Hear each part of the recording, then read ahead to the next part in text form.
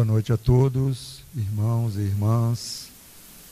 Hoje iremos, como nossa irmã informou, vamos estudar a lição 161 do livro Pão Nosso, que, como o outro livro Fonte Viva, são trechos do Evangelho que são explicados pelo Espírito de Emmanuel. Eu vou ler o trecho aqui do livro. Vós, que dizeis? E perguntou-lhes, e vós, quem dizeis que eu sou?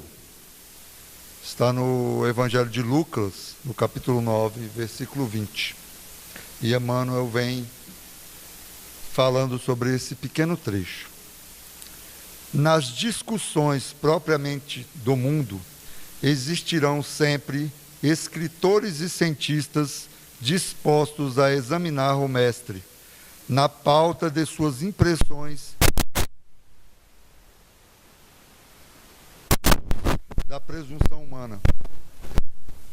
Esses amigos, porém, não tiveram contato com a alma do Evangelho, não superaram os círculos acadêmicos e nem arriscaram títulos convencionais numa excursão desapaixonada através da revelação divina. Naturalmente, portanto, continuarão enganados pela vaidade, pelo preconceito ou pelo temor que lhes são peculiares ao transitório modo de ser, até que se lhes renove a experiência nas estradas da vida imperecível. Entretanto, na intimidade dos aprendizes sinceros e fiéis, a pergunta de Jesus reveste-se de singular importância. Cada um de nós deve possuir opiniões próprias relativamente à sabedoria e à misericórdia com que temos sido agraciados. Palestras vãs acerca do Cristo quadram bem apenas a espíritos desarvorados no caminho da vida. A nós outros, porém, compete o testemunho da intimidade com o Senhor, porque somos usufrutuários diretos da sua infinita bondade. Meditemos e renovemos aspirações em seu evangelho de amor, compreendendo a impropriedade de muitas interpelações com respeito ao Mestre, porque a interrogação sublime vem dele. A cada um de nós, e todos necessitamos conhecê-lo de modo a assinalá-lo em nossas tarefas de cada dia. Então, essa passagem do Evangelho acontece quando Cristo vem da multidão para ficar com os apóstolos, e Jesus pergunta aos apóstolos quem a multidão diz que ele era. E alguns, aí os apóstolos respondem que uns dizem que ele é João Batista, outros dizem que ele é Elias, e outros ainda dizem que ele é a ressurreição de um dos antigos profetas. E aí a lição pergunta para nós, Jesus pergunta para nós, vós, que dizeis que eu sou? Então, aqui na explicação de Emmanuel, ele fala que essa explicação é singular, que cada um tem uma ideia própria. Quem é Jesus? Para cada um de nós. É uma importante pergunta que devemos fazer e refletir sobre Jesus na nossa vida, sobre a importância no nosso dia a dia dessa pessoa extraordinária. Então vou deixar a gente refletindo sobre essa pergunta e vou relatar uma passagem do Evangelho em que Jesus num sábado, ele vai para frente da casa de Simeão e lá se amontoam doentes, cegos, surdos, leprosos, paralíticos, que queriam ver o profeta Jesus. Mas na verdade, como nos dias de hoje, na verdade queriam se aproveitar da presença de Jesus e não se apropriar do amor que ele disseminava. Então lá as pessoas estavam para atender ao seu egoísmo, a procurar resolver os seus problemas de forma rápida, como se Jesus fosse um ser para resolver nossos problemas. Então, nesse dia lá, apresentam para ele um paralítico chamado Natanael. E ele muito magro, enfraquecido pela paralisia, pede para Jesus: mestre, pede para ele para que ele cure ele. E Jesus pede para que ele chegue perto dele lá, se abaixa e fala para ele levantar e andar. E Natanael tenta se levantar apoiando nos cotovelos e faz muita força para se levantar e não consegue e desmaia. E a multidão fica com aquele como se ele não tivesse conseguido, né? Porque a multidão queria que Jesus curasse aquele paralítico para que eles pudessem crer nele, né? Como uma prova do poder e do amor de Jesus Cristo. E Jesus fala novamente a Natanael de forma firme e amorosa para que ele levante e ande. E ele assim o faz. Levanta, anda e sai no meio da multidão, se abre um caminho e ele sai. E aí uma mulher que está na primeira fileira pede: Rabi, cura minha filha. Ela é cega. E Jesus coloca a mão nos olhos dessa mulher e a mulher retorna à visão. E aí começa um alvoroço nessa multidão: Senhor, Rabi, mestre, me cura. Vozes tais pedindo e clamando que Jesus tivesse piedade e curasse as enfermidades que ali eles estavam se acometendo. E assim Jesus fez outros vários milagres, e Simão estava todo feliz porque Jesus estava na casa dele, estava muito orgulhoso disso, e vendo aquele processo milagroso de cura, em algum momento ele cruza o olhar com Jesus e ele vê que Jesus está já cansado. E aí ele fala: chega, já chega por hoje, e pega Jesus, vai junto com Jesus para a beira do mar, senta embaixo de uma sombra. E aí Simão está muito feliz, se agacha, e quando ele olha para Jesus, Jesus está chorando.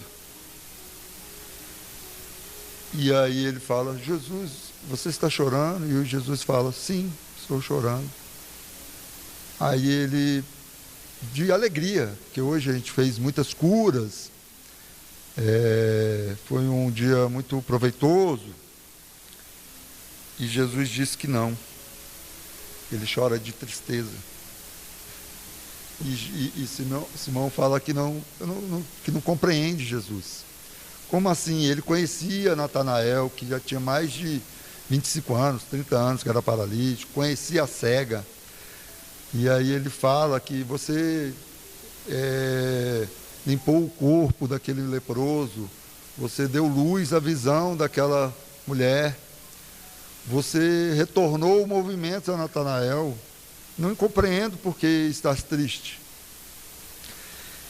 E aí Jesus diz que naquele momento Natanael estava a se embriagar e a dizer que agora ele ia aproveitar a vida depois que o Rabi reconstituiu a saúde dele.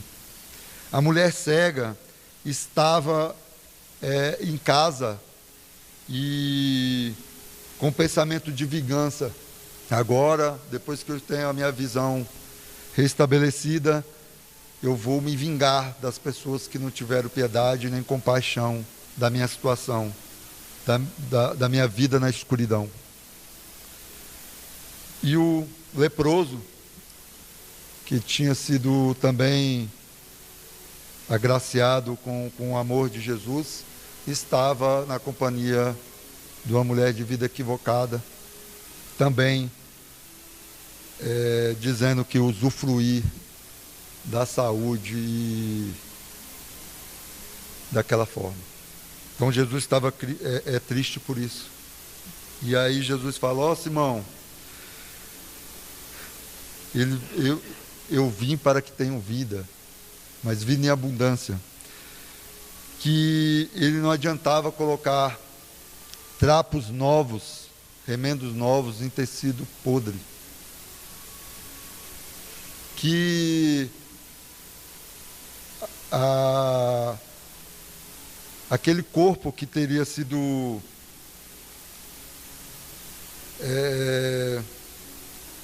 restituído, que ele viria pelo leito da morte, ele ia ir embora, né?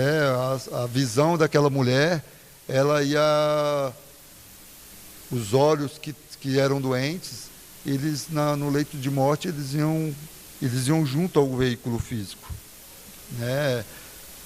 Jesus estava ali para dar vida, mas a vida verdadeira. Então, Jesus fala do trapo, fala que não veio para colocar vinho em odres sujos para vinagrar. E aí a gente pensa que até hoje é muito assemelhado, né, a nossa condição em frente a Cristo. Nós queremos ter contato com Jesus para que Ele resolva os nossos problemas. A gente ora, reza, e a gente quer que Ele resolva os nossos problemas físicos, espirituais, dos menores aos maiores. Queremos que seja feito um milagre na nossa vida para usufruir dessa vida material. Então a gente pede, clama a Jesus em nossos contatos com Ele a resolução dos nossos problemas. E nós, como espíritas, que temos a grata oportunidade do conhecimento do Consolador prometido, temos que ter uma condição de compreender melhor o que é Cristo, o que nós dizemos para nós mesmos quem Ele é. Ele é o mágico que vai resolver nossos problemas? Ou Ele é o exemplo de amor que nós, no nosso dia a dia, nas nossas atitudes cotidianas, temos que estar com Ele e com os vossos ensinamentos em mão para nos despojar das nossas más tendências,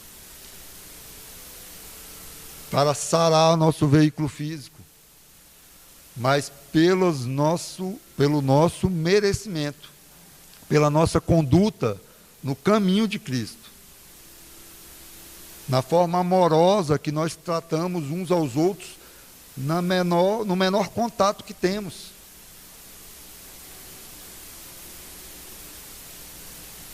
Cristo veio para nos dar a vida, e vida em abundância. Né? Tem uma parte do Evangelho de João, que João relata Jesus falando para Deus, que ele fala: quando eu abrir os braços, atrairei todos a mim. É o abraço da cruz, é o abraço do exemplo vivido. E lendo aqui a explicação de Emmanuel, que ele fala inclusive aqui dos cientistas e estudiosos que falam acerca da vida do Mestre Jesus, que eles não mergulham na alma do Evangelho, né, o Evangelho de amor, não abandonam os seus círculos acadêmicos, e aí não tem como não vir a imagem do nosso irmão amado Allan Kardec, que era um cientista e era um estudioso, e que, ao estabelecer vínculos com o Consolador prometido, e ao mergulhar no Evangelho de Jesus, ele tem a sua vida totalmente modificada. Completamente. Ele arriscou o título que ele tinha de cientista, que fazia parte da Academia de Ciências da França. Por quê? Porque ele mergulhou no Evangelho de amor de Jesus. Então, ele fala com propriedade e não está lá para pedir resoluções das suas dificuldades.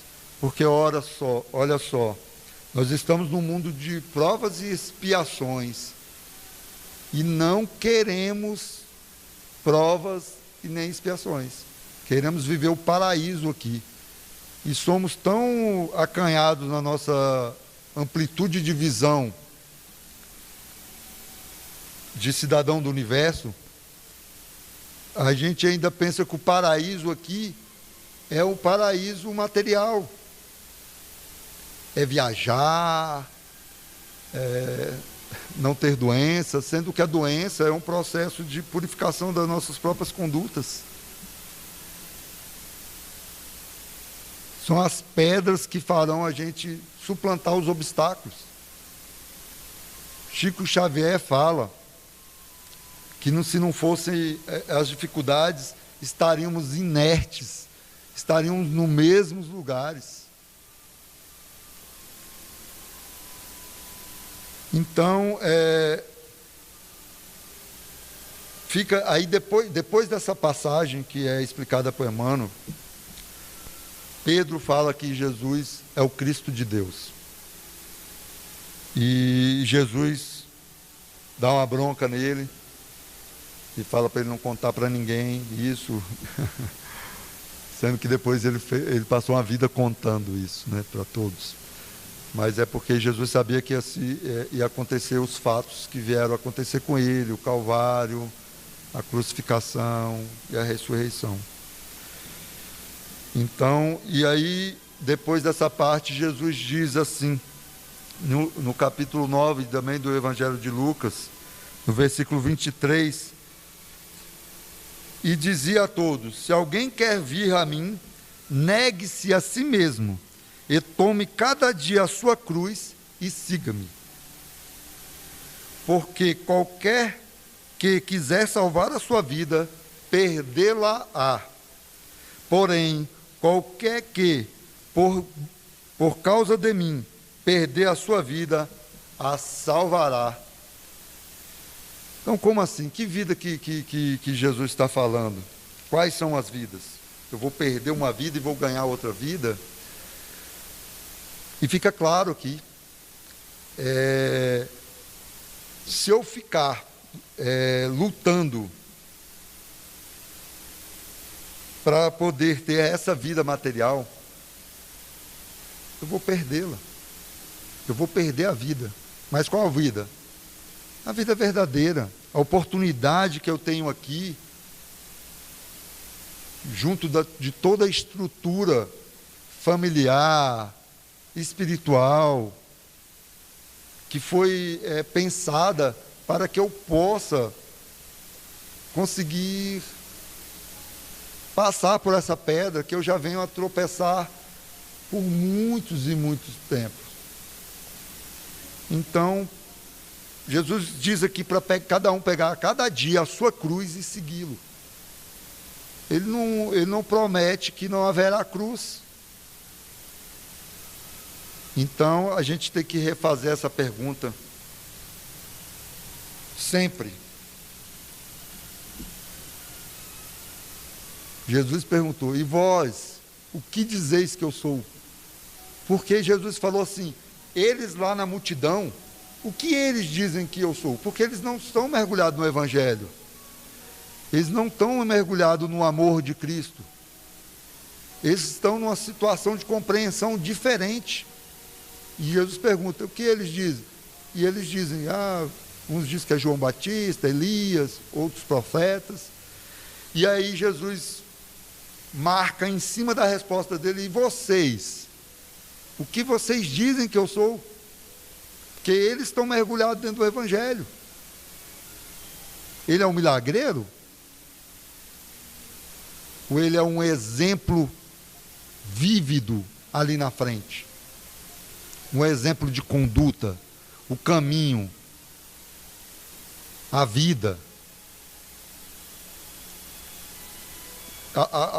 Esses dias, teve a canonização da irmã Dulce, e eu fiquei muito a me pensar, quem gostaria de ter a vida que a irmã Dulce teve?